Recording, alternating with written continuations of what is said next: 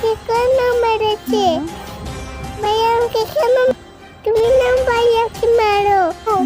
আম্মু মারো, আমাকে মারো আম্মু, আমাকে মারো আম্মু। হয়েছে, এখন চুপ করো। নোমান, তুমি কোথায়? তাড়াতাড়ি আসো। ফাতেমা তোমাকে কেন মেরেছে বলো। আমার আম্মু বলি নিচে শুধু। হয়েছে, আর বলতে হবে না। আম্মু আমাকে কেন ডাকছো? ফাতেমাকে কেন মেরেছো? আম্মু আমি তো কিছু করিনি। ফাতেমা কি এমনি এমনি কান্না করে? যাও গিয়ে ঝাড়ু নিয়ে আসো।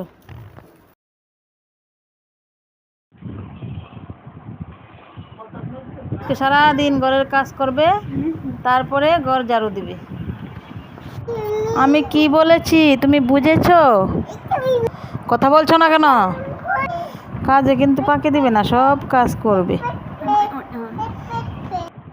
নোমান ভাইয়া, তুমি কোথায়?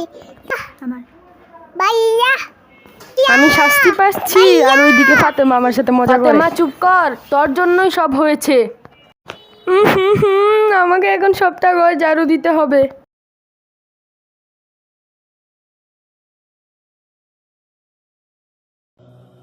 পৃথিবীতে কেউ স্থায়ী হয় না, হোক না সে ফেরাউন কিবা নমরুদ, কেউ ভাবে চিরকাল রয় না। পৃথিবীতে কেউ স্থায়ী হয় না, হোক না সে ফেরাউন কিবা কাজগুলো শেষ করে বাহির থেকে ঘুরে আসবো। কেউ ভাবে চিরকাল।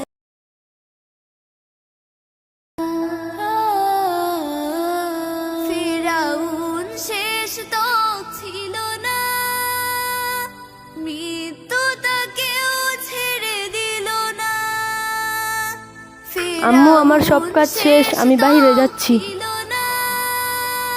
ইয়াসিনের সাথে দেখা করতে যাচ্ছি।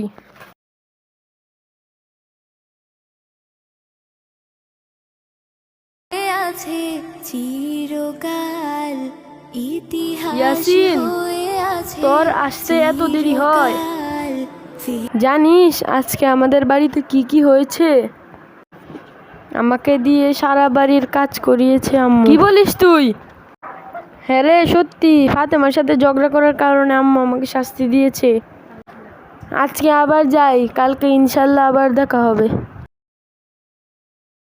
তাড়াতাড়ি বাড়ি যাই, অনেক দেরি হয়ে গেছে।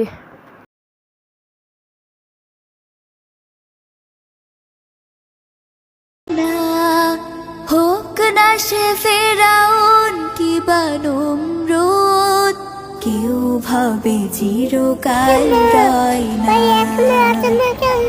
কেউ ভাবে চিরকাল রয় না।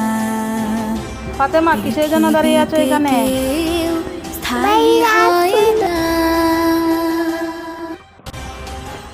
ভাইয়া সরি, আমিও দুঃখিত ফাতেমা। সরি, ক্ষমা করে দাও। হয়েছে, আর বলতে হবে না।